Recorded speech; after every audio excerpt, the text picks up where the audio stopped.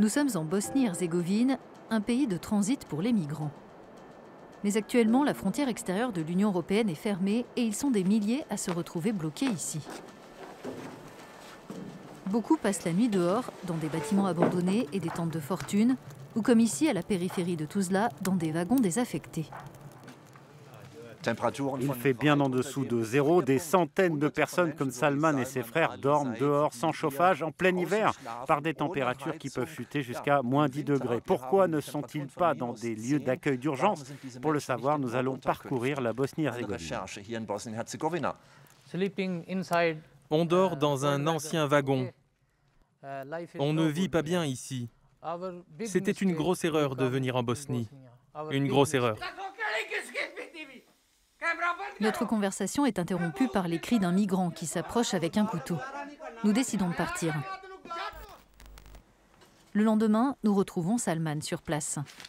Il nous explique que ses compagnons de route ont développé des troubles psychologiques pendant leur trajet depuis le Pakistan. Leurs familles se sont endettées à hauteur de plusieurs milliers d'euros pour payer leur voyage vers l'Europe, mais aujourd'hui, leur fils se retrouve piégé en chemin. Il fait trop froid ici. Tous les jours, il neige. C'est trop difficile. C'est pas une vie. Parce que, regardez, c'est tout ce qu'on a.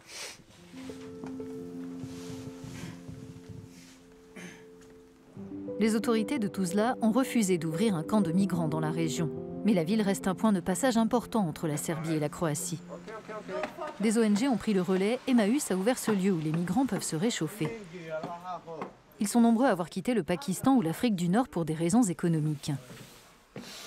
Brahim Radi et ses amis venus d'Algérie n'en sont pas à leur première tentative de rejoindre l'Union européenne. Un gardien de la Croatie m'a cassé une dent avec une matraque. Il y a des gens qui ont perdu de l'œil, il y a des gens qui sont cassés les côtes.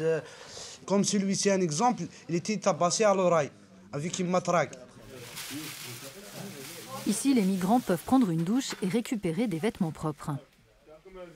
Dženeta Delić Sadiković, une jeune avocate, gère ce lieu. Il faut faire cesser les violences à la frontière entre la Bosnie et la Croatie. Et étant donné que ces personnes ne souhaitent pas rester en Bosnie, il faut trouver un moyen pour qu'elles puissent en partir pour entrer dans l'Union européenne.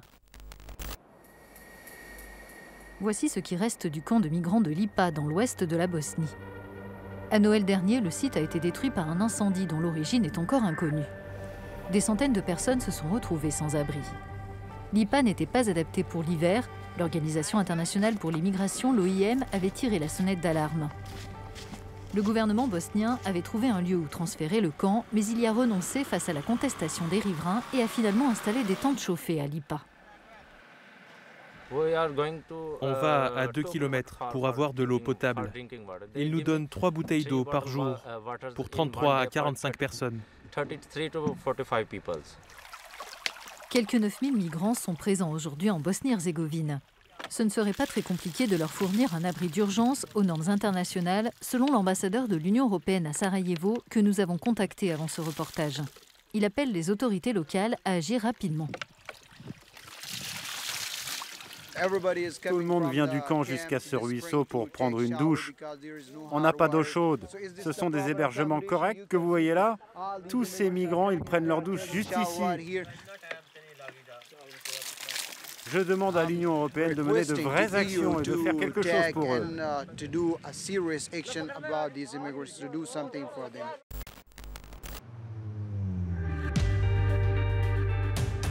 Nous prenons la direction de Bihac, près de la frontière croate. On trouve une soixantaine de squats dans la ville. L'OIM distribue de la nourriture et des produits d'hygiène. Alors que l'Union européenne dépense chaque année environ 20 millions d'euros en Bosnie-Herzégovine pour la gestion de la migration, l'un des problèmes clés, c'est le dysfonctionnement des instances de l'État bosnien.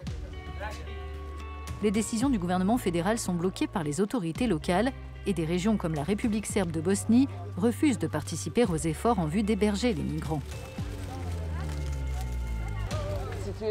La situation est grave, dramatique, et ces personnes sont dans le dénuement le plus complet, comme vous pouvez le voir. Ici, il y a 120 migrants, mais ils sont environ 1000 dans toute la région, à squatter différents lieux et des bâtiments comme celui derrière moi.